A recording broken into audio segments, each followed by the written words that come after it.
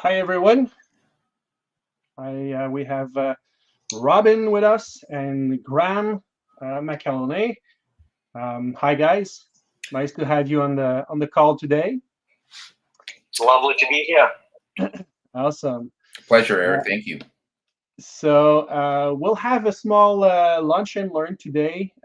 For those of you who already know what it is, it's a discussion with some distilleries, owner, master distiller, master blender all around the world. So right now we are with the Macaloney distillery with the founder and current owner, Graeme Macaloney. And so we'll learn a bit more about you, Graeme, about the distillery and your products, because we do have some products right now that we are going to do private import here for Quebec province. So we'll talk about that as well. So again, thank you for joining us. It's a pleasure to have you on that call. Yeah, well, thank you for having me, Eric. I very much appreciate it. Awesome. So let's jump in the subject directly. I mean, for us in Quebec province, some of us had access to your products in the last few years. You're based in BC on Vancouver Island in Victoria. So for travelers and for some people who had that chance, they may have tasted before. And here in Quebec City, for us, you've been here like 4 years ago with the Quebec Whisky Club to do some tastings. And Robin, you've been with us like 2 weeks ago for a tasting at the Quebec Whisky Club as well. So we had chance to taste most of the products we're going to import with the group in the next few weeks. So this being said, I mean, we know a little bit, but we want to know more about you. I mean, you're Scottish, doing whiskey in Canada. So explain how it happens. Sure, yeah. So back in Scotland, as a high school student, I had a job in the black and white whiskey factory.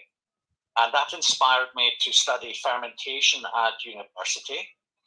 And my professor said, a bachelor's degree is good, but you need to have higher degrees. So I ended up with an engineering degree and I ended up with a PhD. So I became a doctor of fermentation.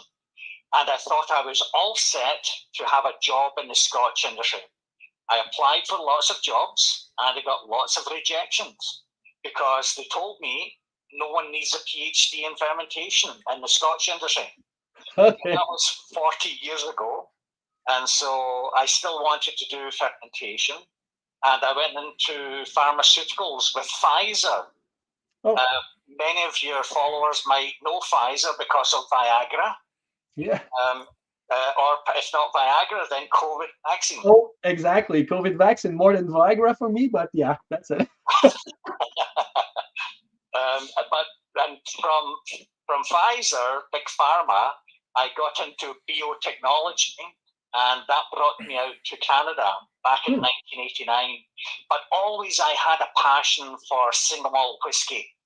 And so eventually, after working in biotechnology, where I did angel investments, I did venture capital, I realized I had the skill sets to create a job for myself by raising some money from Canadian whiskey enthusiasts across the country and building my own distillery so I could have fun becoming a whiskey maker. Nice. So you had that dream long ago, and it just did not go exactly the way you want to achieve that. But you had the opportunity then in Canada to build that. So I know you work with other Scottish people. You brought in Scottish equipment to do that. So was the objective really to build a Scottish distillery in Canada? Was it your view of it? Yes, it was, because I mean, Quebecers are passionate about Quebec. Scots are passionate about Scotland. So even though I'm an immigrant, I'm still passionate about Scotch whiskey. I think rye whiskey is a good product, but my second love after my wife, Yeah. my second love is single malt whiskey in the Scotch style. And so, yes, this is, take a step back just to like you see here. And you can see I'm a proud Scot. I'm still wearing my kilt. But this equipment actually comes from Speyside in Scotland. This is Forsyth's pot stills. The wash still here is 5,000 litres. And the spirit still, which is the same size as Macallan spirit stills, is 3,650 litres. And these were hand hammered in Speyside in Scotland. Half of the Scotch industry uses Forsyth's pot stills, and the other half that do not use Forsyth's happens to be called Diageo, and Diageo make their own pot stills. So. Oh, okay, nice. Yeah. And so the let's say your background in fermentation, it's one of the first stage of the distillery. So you work a lot on that aspect before doing your whiskey, or how do you bring your knowledge in your whiskey? I think that's a fantastic question, Eric. For me, as a passionate connoisseur, when I was drinking the tremendous variety of single malt whiskies, Scotch and international whiskies, I was always, as a scientist and as an engineer, a biochemical engineer, trying to understand what contributes to the flavors of the whiskies. And so it wasn't just the fermentation aspect or the biochemical engineering aspect. It was the science behind the whiskey that intrigued me. However, because I've done fermentation all of my life, I understood if I wanted to make the best possible whiskey, I needed to surround myself with people who had already made some fantastic Scotch whiskey, like Dr. Jim Swan and Mike Nicholson from Lagavulin and Kalila. And so then it becomes a collaboration with my science, Dr. Jim Swan's science, and Mike Nicholson, master distiller. And I was able to lead that conversation because of my science and engineering background, but I wanted to rely on their traditional Scottish methods. That is the basis for making great whiskies, having the traditional process. Awesome. And yeah, you work with Jim Swan, as you mentioned, and it's funny because we were talking to nickname distillery owner Annabelle Thomas 2 weeks ago, and she worked also with Jim Swan in that period around 2010, 2015, 16. There's a lot of new distilleries we work with Jim Swan with the expertise. And I mean, we know that you do really good stuff. What did it bring you basically through the whiskey process that make a difference? At the beginning, at the middle, at the end, the way you work with casks, what were his biggest part in your process, or everything? That's a fantastic question. So it was very much a collaboration, and I'll take you through the process from the beginning to the end in terms of his contributions. So it's a traditional Scottish process. What that means is we have the same milling equipment, same fermenters, same mash tuns, same pot stills, but the process, the way you operate the equipment, is special to Jim Swan. He took a traditional Scottish method and he dialed it in to make it a little bit better at each step. So the milling is traditional. It's a traditional grist ratio that he does. That's nothing different there. When we do to the mash tun, he is very adamant about wanting to have a clear wort. It has to be crystal clear wort. That helps with the maturation. And there is some science behind that, which, time permitting, we could talk about, or we can do another occasion. But the clear wort's critical. Then when you go to the fermentation, I said to Jim, I want a second yeast. Everyone in Scotland pretty much uses M1 distiller's yeast. It drives high alcohol That's what the industry in Scotland's about, high alcohol. M1 Distillers yeast gives you that.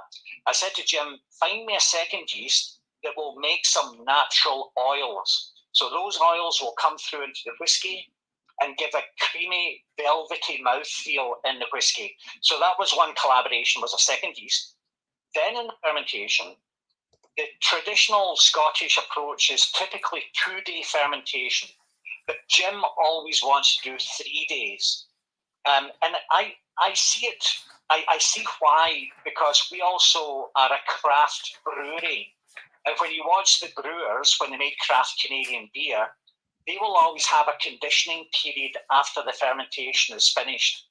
And that conditioning period, whether it's craft beer or whether it's the 3rd day of fermentation for the whiskey, allows the flavours to develop more fully. It builds up more fruity esters for that 3rd day. It's not fermenting, it's finished fermenting, but it's building, conditioning the flavours. So 3-day fermentation.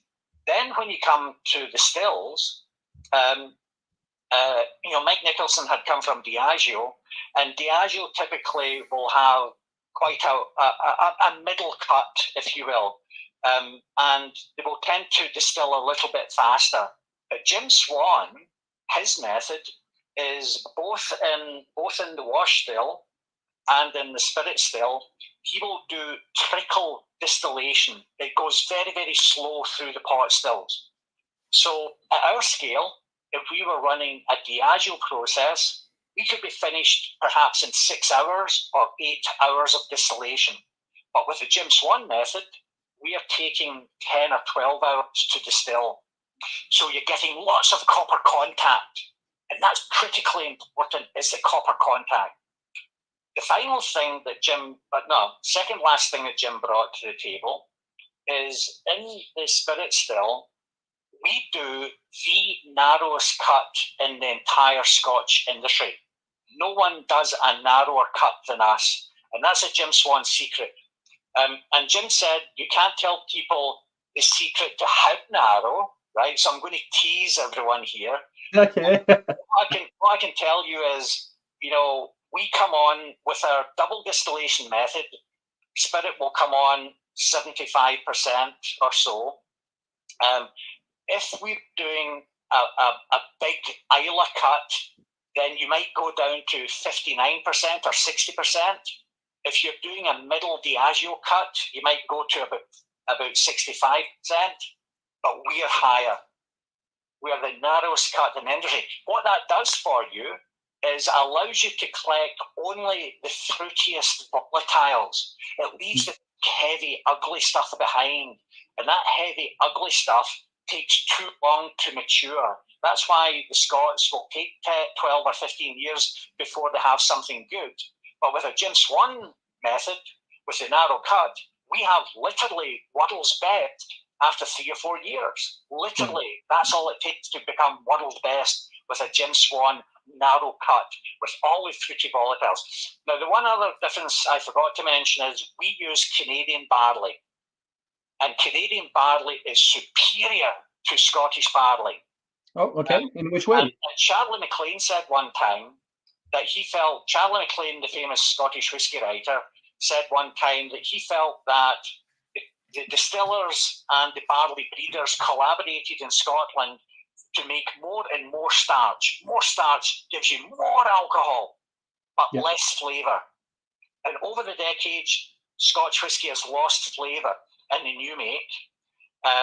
Whereas if I use Canadian barley, which is designed to make craft beer is all about the flavour, right?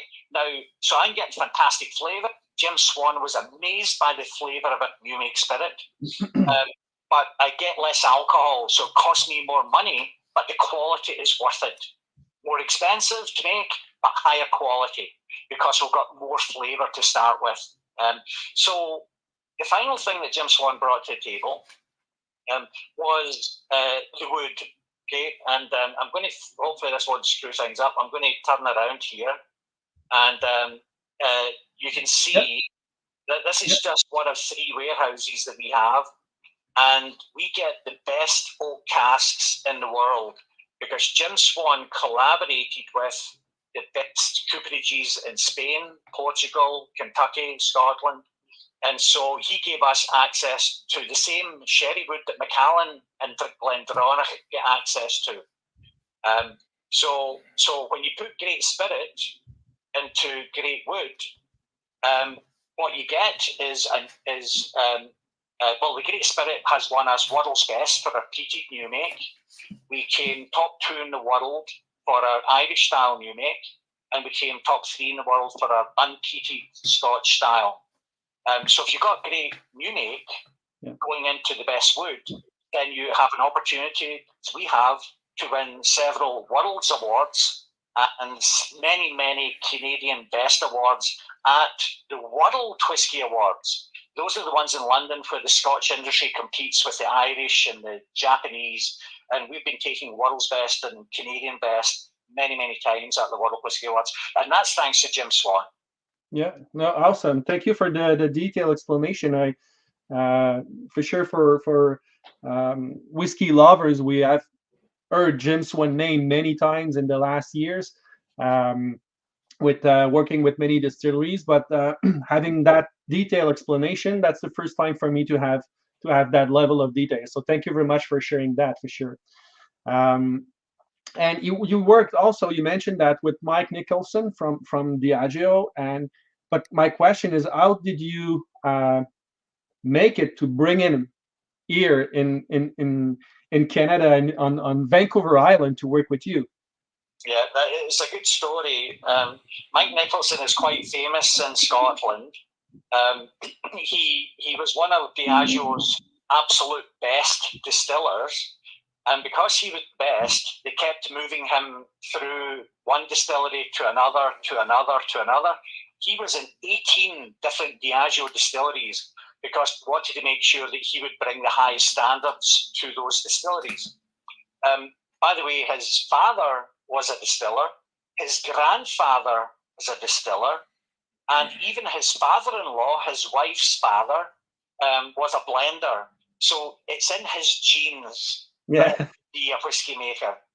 And Mike ended up being the master distiller for Lagavulin, spectacular whiskey, Kalila, Glenkinchie, Lowland style, Blair Athol, and also Royal Loch Nagar, which is a very quiet distillery. But Royal Loch Nagar was a training facility for Diageo, where they would train all of the sales reps and other distillers, and even whiskey writers would go to the academy at Royal Loch Nagar. And Mike Nicholson did that academy for all of those people. Okay. Mick made a big mistake in his career. He made one big mistake. He decided to retire to Victoria, 5 minutes away from my house. Okay. And so I went knocking on his door and said, Mike, you have a wonderful reputation. It's time to come out of retirement and come and work for Macaloney. That was a big mistake in his career. So he was running away of the whiskey industry from Scotland. He was running away and arrived here on Vancouver Island. But yeah, you were there waiting for him. Okay. nice way to connect with him, and he was happy to join, and or just he said, "Oh man, you found me. Okay, I'll do it." Yes, absolutely. And what Mike brought to the table was, again, it's that experience of running a traditional method, but especially the master distiller in Scotland is really the head of production. The greatest contribution that the master distiller makes in Scotland is making sure this equipment is maintained properly, that it's cleaned properly, that the casks are looked after. But really in Scotland, once Lagavulin locks down that process that makes wonderful 16-year-old Lagavulin, they never change it. So the great contribution for the master distiller in Scotland is to lock down the process and maintain the equipment. It's people like Jim Swan, Billy Walker, who I know personally, and myself we're the whiskey makers who will then design the process, and then someone like Mike Nicholson locks it down and maintains the equipment to be perfect. Awesome, nice. Yeah, and time flies. It's really interesting. I just want to have time also to talk about your products. In the group order, we're going to do the private import. We're going to have 4 products. So I don't know if I'm saying it well, but Ciol de Gaulle. Yep. And Abba, and Loy, and Nabrec. So 4 products. So Ciol de Gaulle, and Loy. What was the other 2? And Abba, and Loy, and Nabrec. Sorry, I couldn't hear you for the last one, Eric. Nabrec. Nabraiche.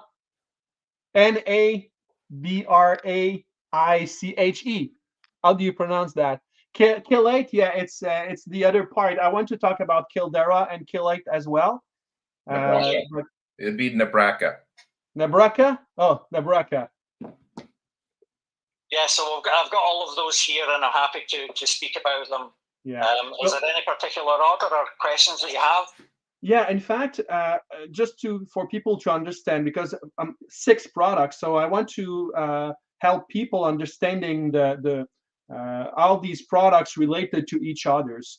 So there are some products that are done like Scotch whiskey, and other products that are done like Irish whiskey. So that's the first split between the 2. Am I right? Yes, that's correct. So we really started off with the traditional Scotch approach. And really the first one that we launched was the Nabraca. So it's a classic single malt whiskey. It's matured in a Portuguese red wine cask. And if you recall, Jim Swan invented a new cask treatment called Shave Toast Rechar. Yep. And if time permitting, I'm happy to talk about the secret behind the success of that wood. Because Cavalan 1 goes best with that wood for the Vino Solo Spirit. So this is our version of, if you like, of Vino Solo Spirit, is the Nabraca. Classic single malt whiskey, no peat, matured in a Portuguese Chateau Rechar red wine. That was the first product that we did, starting off with classic single malts. So it's basically 100% age in STR wine cask, or it's a finish? Sorry, breaking up a little bit. Say that again. So is it a finish, or it's 100% age in our STR wine cask? Oh, I see. I understand. Yes. All of our whiskies are 100% matured. I'm not interested in finishing. I think that's a bit of a shortcut. I want to have a full experience of that cask. So it's 100% matured in the Portuguese red wine. Okay. Awesome. So yeah, definitely a different products than the others then. So if you talked about the other unpeated, it's the Anloy. Yes, the Anloy. I'm quite, as a whiskey maker, I'm quite proud of the Anloy. Because I wanted to create, I was quite inspired by Japanese whiskies, which I think are more delicate, more nuanced, and more interesting for the connoisseurs. And so when I was designing the Anloy, what I did was I brought together bourbon casks with classic single malt whiskey, together with Oloroso casks, some Pedro Jimenez casks, and also the Portuguese red wine casks. And I took over my wife's kitchen. That's my laboratory, is my wife's kitchen. And I would pull samples from those 4 casks and experiment with the ratios of the casks to find what I felt was the perfect balance with layers of complexity. And so this is, it's a delicate sherried whiskey, and it has won a gold medal Best in Canada at the World Whiskey Awards. That's the Anloy. Nice. Then you have 2 peated whiskey also that we're going to have, the Dougal and the Anaba. Yes. I'm a great historian. I love the history of the Highlands of Scotland.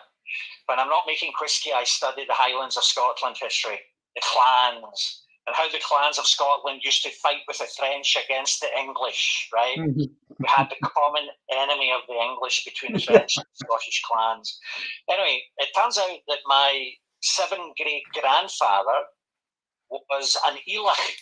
And an Elach is someone that's born and bred on Islay. Okay. And so now I have a good excuse that I am descended from Elachs. So I went back to Islay several times to study traditional peat smoking there. Because, and as you know, the only ones still smoking their barley on Islay are Lafroig, O'More, and Kilchoman. And I studied the peat smoking methods. And at some point, if we have time, I can show a quick video. But I brought that method back to Canada, and I talked to my cousin, who is a farmer on the prairies. And Canadian farmers are wonderful at building things for cheap. And because the Scottish are cheap and Canadian farmers are cheap, it was a great combination. So I gave him all the designs for how to build a peat smoker. And so we are one of the few, I mean, there's only a handful in Scotland, right? Maybe 5 or 6 distilleries in Scotland who still smoke their own barley. And we're the only one at a commercial scale internationally doing this. So it's a very rare occurrence for a distillery to smoke their own peat in the traditional method. And so with the Anaba, you see the great colour. It's all natural, non-chill filtered, all natural colour. This Anaba, when I put it together, it's about a 15 ppm, so it's not our full peating level. I actually peat our barley to 54 ppm, okay? So all of our barley is done to 54 ppm, but when I created the Anaba, I brought together some unpeated whiskey together with the 54 ppm whiskey, and I wanted a delicate peating level, 15 ppm. Then I wanted a delicate sherry, so the Oloroso and Pedro Jimenez are in balance with the bourbon casks, and I've also got some virgin oak in here, virgin American oak. Okay. And I always find that the virgin oak balances beautifully with the phenols in the peat, right? So what we've got is an amazingly layered and complex whiskey here, where the sherry and the peat are beautifully in balance. And then you've got the different oak contributions, including the virgin wood, that brings a kind of enhances the maritime note, actually, Eric. Because we're on an island, we do have a natural maritime note at the end of the palate. There's a hint of salt even in many of our whiskies because we're on an island. And I find that the virgin wood seems to elevate the maritime note with those kind of fresh pine notes that the virgin wood brings. So that's the Anaba. It's very delicate, beautifully balanced. Yeah, and you're talking about the salty notes. When we taste that the Quebec Whiskey Club 2 weeks ago, it was something that was brought by many people. We felt the salt on our lips after, so that it's really salty. It's something special. And so it brings me also in maybe 10 seconds. All your warehouses or near the distillery on the island. That's what you have? Yes, they're in this building. And this building, I could go 1 kilometre that direction, 1 kilometre this direction, maybe about 16 kilometres that direction. You're surrounded by the ocean. When I drive into work in the morning, I can smell the ocean breeze. So yes, we are an island distillery. And the whiskey's matured right here at the distillery. And so it brings me to another question. Maybe if we come back to the distillery foundation, why doing that on Vancouver Island when you can do that on the mainland? Let's say in Vancouver area or something like that. Would it be easier for let's say sales and transports and everything? Why on the island in Victoria? Victoria reminds me of Scotland, and sometimes I get homesick for the old country. And so I lived on the prairies for several decades. And when I came out to Victoria, with the mountains, the ocean, the lakes, I thought I'd died and gone to heaven. It's so beautiful here. Now, it does have an advantage because on the island it helps the whiskey, but also the tourism is very good on the island. And so we're actually the only distillery, I believe, in Canada who has Alaska cruise ships coming to the distillery. So our tours are actually 5-star tours, and if anyone wants to jump on a WestJet or Air Canada flight to come out and visit, you can be guaranteed a fantastic tour. Nice. Okay. Yeah, I understand. Yeah. So the tourism aspect of that location is important also for sure. Yeah. So then if we go back to the whiskey, the Ciel Dugo, this one is more peated, so 27 ppm, if I'm right. Yes, that's right. So half of the casks are peated to the 54 ppm, and half of the casks are unpeated. And Ciel Dugo, you pronounce it perfectly, Ciel Dugo. I was talking to Billy Walker. Each year I go visit with Billy Walker when I'm back in Scotland. His daughter got married at my brother's restaurant. Oh, yeah, okay. And Billy's a good guy, and he makes fantastic whiskey, right? Yeah. And Billy said to me, Graeme, you shouldn't be frightened to experiment with the virgin oak. Yes, it's very powerful, and yes, it makes bourbon, which is so wood forward, right? But used carefully, it can be fantastic. And so when I put this expression Ciel Dugo together, I want to, and many of us connoisseurs love to see the house style presented in bourbon wood, right? First use bourbon wood. It shows off the house style perfectly. Yeah. So really what this expression is, it's got, if I remember correctly, it's got about 10% Portuguese red wine, so a little bit of Portuguese red wine. Mm-hmm. But all of the rest of it is American oak, right? First use bourbon, and 25% virgin wood. And when I was experimenting in my wife's kitchen with the mixology, basically I kept on increasing the virgin wood component because the 27 ppm kept good balance with the virgin wood, and I kept on going up and up and up, and I found the magic point was 25% virgin wood, right? So this is all about the house style because there's very, very little wine influence in it. And I think I love it. It's one of my favorites, actually. So. Yeah, no, it was one of the favorite of the group also when we tasted 2 weeks ago. So yeah, interesting. So sorry, go on. No, I said we talked about the Scottish products, but you decided also to produce other type of whiskey. So being in Canada, then you can produce anything. So that's probably why. Okay, let's do Irish whiskey as well. That's what why you. Not, yeah. What bring you to do this? Well, it's partly my passion for history. The Irish like to remind the Scots. The Irish will always remind the Scots, we gave you tartan, we gave you whiskey. And the Scots will say, yes, that's true, but we made them better. Right? But it turns out that they also gave us the language. Right? The Scottish language, Gaelic, is Irish language. Yeah. And so many Highlanders like myself actually centuries ago actually migrated from Ireland, right? So it turns out I have Irish ancestors. And so it's partly a nod to my Irish ancestry.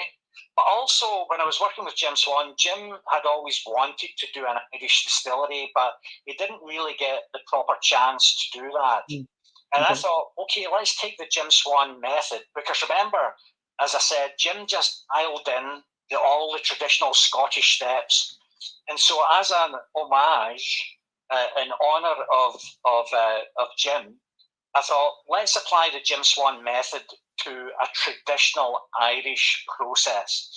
And to do that, I went back to Middleton Distillery, great whiskey maker, Middleton, with red breast, green spot, yellow spot, Writer's Tears is made there too. But Powers John's Lane is a fantastic one. If you've not tried Powers John's Lane, it's an absolute spectacular pot still. Yeah. So I went there twice, did their academy, and twice I sat down with their master distiller one-on-one to make sure that I understood the detail, the nuances of the traditional Irish method. Brought that back to Canada. Then I overlaid the Jim Swan method. Doesn't change the traditional Irish approach. It just makes it better. Now with the triple, and so the couple of differences that you'll know is with the pot still method, you've got unmalted barley. Yep. Right? And so we have about 60% unmalted barley in our Kildare and our Killea. And that's my fixed ratio. It's always 60% unmalted and 40% malted barley. Yeah. The unmalted brings a creamy, biscuity grain flavour to the whiskey. But then, of course, the other difference is a triple distilled. So I've only got 2 pot stills. So what we do is we do the second distillation here, and we do multiple second distillations, collect the spirit, and then we charge that spirit back in for a third distillation. Taking the Jim Swan approach, I did a narrow cut, but now, because the spirit comes on, triple pot still whiskey spirit will come on at about 84-85% alcohol versus 75 for double distill. Yeah. But trust me, I'm almost cutting it off before it's even started. That's how narrow the cut is on the triple, because I wanted to accentuate the fruity esters, the floral notes, the fruity notes, and that's what you collect with that super narrow cut. The triple copper contact, 3 times copper contact, also makes it a very smooth and refined, incredibly approachable whiskey. So that was the background to the Irish approach. Yeah, Irish. Yeah, nice, really nice. So then the 2 products we're going to have in the group is the Kildare and the Killea. How you pronounce that? Yeah, the Killea. Yes. Yeah. So Kildare. There's a Kildare there. So it's Kildare means the Church of the Oak Trees, and so I thought oak trees is so appropriate because of the whiskey, right? Yeah. And my ancestors were involved with Kildare back in the 7th century, the year 700 actually. So the Kildare, when I put this together, I always start off with the bourbon base, right? The bourbon cask base, because it provides the platform for any great whiskey. And then I started to layer in some Oloroso, Pedro Jimenez, and interestingly, again, I put a small amount of virgin wood in this, right? I think it was 5% or 10%, I have to check. And just enough to give a 4th dimension, if you will. Yeah. Without overpowering, because Irish style whiskey is very delicate, right? Yeah. So you have to be careful with the wood treatment. And I'm so proud of this because when we put it into the World Whiskey Awards in London, the most competitive awards on the planet, it was up against a 27-year-old redbreast. It was up against a 21-year-old redbreast, a 15 redbreast, and a 12 redbreast. Irish distillers threw everything to defeat the Kildare, and this Kildare beat them all, right? And nice. It's not 12 years; it's a fraction of 12 years old. A fraction, right? Yeah, absolutely. So it speaks to this for me is a tribute to Jim Swan, because the Jim Swan method applied to the Irish method had beat the best of Ireland after just 3 or 4 years. Yeah, no, absolutely, yeah. And the Killick, basically, you put another twist on it with the Moscato. That's the difference with the Kildare. Yeah, so the Calais, and Calais is just another Irish monastery where my ancestors were involved. At one point, we were quite religious, but now we're a bunch of sheep shaggers, but you don't want to reproduce them. And so this is a tribute to my ancestors, my religious ancestors. The Moscatel is Portuguese Moscatel or Moscato wine, fortified Moscato wine, right? From Portugal. And it's in that Moscatel comes from a European oak cask. So it's Quercus robur as opposed to Quercus alba, right? So it's not American white oak, Quercus alba. It's actually European oak, Quercus robur. And that makes and so the Moscatel itself is, I think it's quite a delicate white wine, sweet white wine. But the European oak is quite powerful. And so I ended up only having 20% of the Moscatel casks. And then the rest of it is predominantly first juice bourbon wood. And then a tiny little touch of virgin to add a fourth dimension, right? Again, this won a gold medal at the World Whisky Awards. And so for folks that really like to explore the wine influence, I would really encourage them to try the white wine Moscatel, because I think it's quite lovely. And I would actually add, Eric, if you mind me saying, as a whiskey maker, Mike Nicholson and myself, we always enjoy the bourbon wood expressions because they show off the house style of the distillery, right? But what was interesting with this white wine is somehow the sweet white wine notes seem to accentuate the natural esters, the fruity esters that we have. So the white wine and the esters, they all lift up together. And it just was a wonderful compliment to our house style having white wine there. Yeah. I've also got some Sauterne wood there, and I can't wait for it to come to maturation as well for the French Sauterne, because I think that'll be a great compliment to our fruity style as well. Yeah, no, nice. I mean, it's very interesting. Time flies. Already almost 45 minutes talking together. It's awesome. I do have more questions.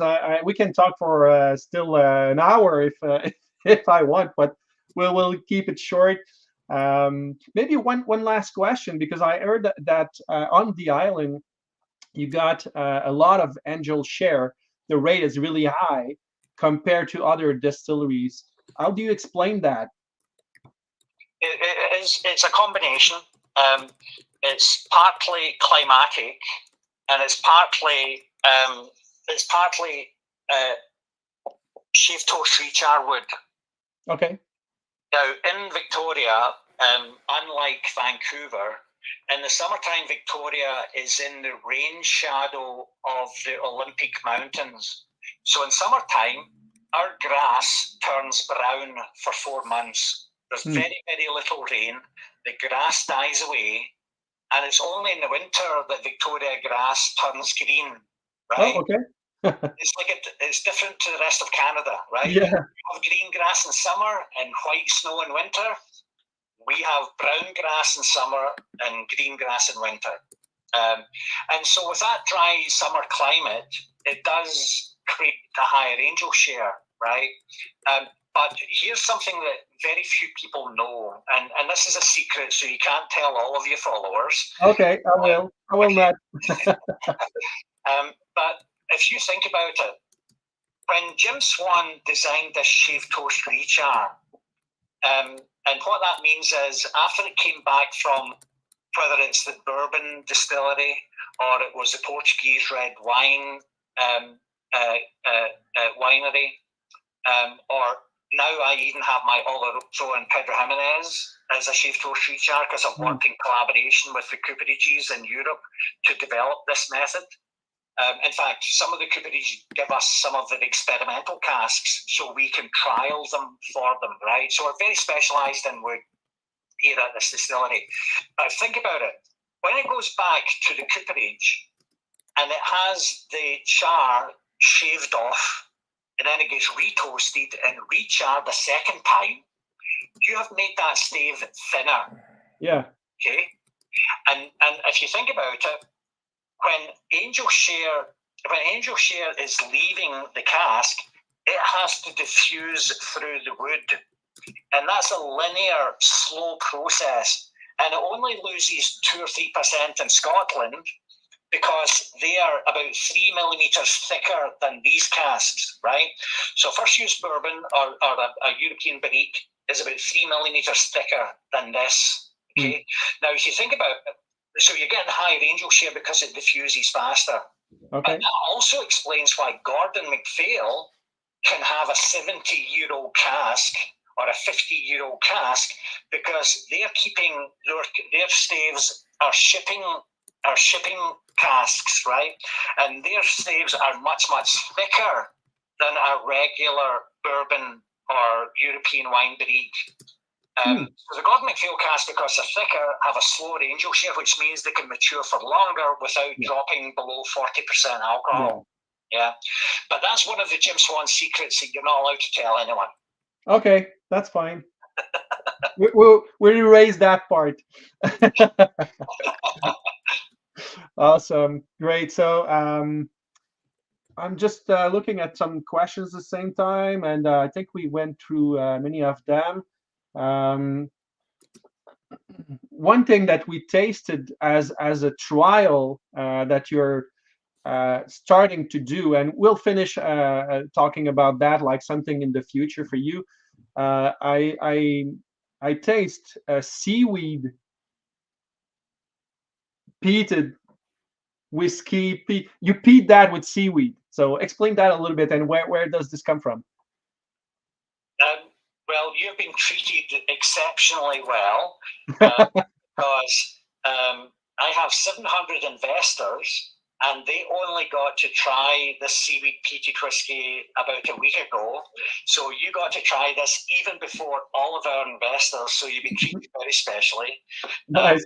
But if you think about it, Eric, because we're a world leader with the smoking, we smoke at the distillery, and all of our Ann Abba and Shield Dougal, those were made using Washington peat that I got across the border in Washington State. It's the same peat that Westland Distillery use. But because I can smoke my own barley, now I can experiment. And so what we did was we worked with First Nations on Vancouver Island, out in Barclay Sound, and they farm seaweed out there. I got some different seaweed samples. I chewed on the seaweed. I then burned the seaweed on top of the Washington peat to see how it would smell. And of the two options I looked at, there was one called sugar kelp. And it's called sugar kelp because it tastes sweet. But unbelievably, when you burn it on top of the peat, the smoke smells sweet. Okay. So this sugar kelp comes through in the smoke when you burn it, and it comes through in the whiskey. And so sugar kelp, I don't know if you agree, but the sugar kelp seaweed whiskey, I think it enhances the maritime notes. It has a delicate, very pleasant seaweed note to it, but it's sweet. All of our whiskies are sweet going to dry on the palate. They start off sweet and they finish dry with the hint of salt as a house style. But with a seaweed peat, it seems to enhance the sweetness of the whiskey. Yeah, nice. And in future, we'll be looking at some Islay peat. I collected some peat from Islay, and we even dug up some peat near the distillery, Vancouver Island peat. And so over the next few years, the peat heads, as we call them, those people that can't stop thinking about peat because their head is full of peat. The peat heads, they can look forward to a genuine terroir in whiskey. Right? This is, in my opinion, will be the first genuine terroir where we can explore how different peat sources influence the whiskey. Yeah, that's nice. I mean, we can talk about peat, and I'm kind of a peathead guy too, so I understand what you're talking about. But yeah, we can talk about peat. We can talk about many things, and we'll have to keep these subjects for maybe another conversation in the future. Because we are 50 minutes now, and people will not hear with everything more than an hour. So this being said, we review each product that we're going to have, and I will add some comments on our webpage for people to know more about the product, so they can pick which products they want. So it's really nice. Thank you for sharing that information. And definitely looking forward for other products in the future. So just to finish on that, the products that we are going to have are regular products, and you're going to have these products year over year, maybe with a different recipe, or it will change a bit, or it will be just new products year over year. I think these are the core products. The core products. And they're locked down now. But because we have a single cask program, if any clubs want to do, or anyone that if there's a speciality, well, not in Quebec because of the government, but if there's across the country, if there's any specialty whiskey stores that want to have a special cask, or an individual who wants a special cask, then we have 1,200 casks with Recioto Italian sweet red wine, with Sauterne, with Moscatel, with Oloroso, Pedro Jimenez, Amontillado. We have all these single cask options that we can do, either release them to the club if the club's interested, even on an exclusive basis, right? So, so the single casks will change. Will be lots of variety in future, but the ones you've talked about today, they're locked down. That's the core whiskies. Awesome. And I would add also, Eric, that if your club or others want to do a live tasting from the pot stills, I'm more than happy as the master whiskey maker to do some live tastings with the club if that's of interest. Nice. Okay. Yeah. And for Passion Whisky Québec group, definitely the group grows every year, and at a certain point we'll definitely be able to order a full cask for the group. So that's definitely something I'm looking forward to do. So again, I would thank you very much for your time, for everything. And there are these products that are going to be available for our group as a private import. There is also a product that is going to be or just arriving at the SAQ. That is Katnahaven, if I'm saying right. Katnahaven, yep. It's a big sherry bomb. So yeah, also in 10% PX. We tasted that also at the club two weeks ago. It's definitely a sherry bomb. This is awesome. A very nice product to be available to everyone at the SAQ. That's a nice product. So again, we're closing that call every 2 minutes, but there are other things bringing on. So yeah, thank you very much for your time, Robin. Thank you for bringing all this together and make it works. Graeme, it's been a pleasure to talk to you. Thank you for your time. It's been almost an hour now. We got some technical issues before, but now we were able to record that. Not a lot of people are with us during that call, but I will definitely push that to everyone on YouTube and on Facebook, and we'll take some part, edit some part, and also bring it to the group to explain the product. So again, thank you very much, Graeme, for your time, and looking forward to talk to you later. And of course, apart from doing online stuff, we'll also be in the province, and we can do live tastings when we come into Quebec province as well. Awesome, great. Thank you very much, guys, for your time. Really appreciate it. It was a real pleasure to have you both. It was a pleasure seeing you 2 weeks ago, and we look forward to seeing you in the future. Thank you for having us on. Take care. Thank you, guys.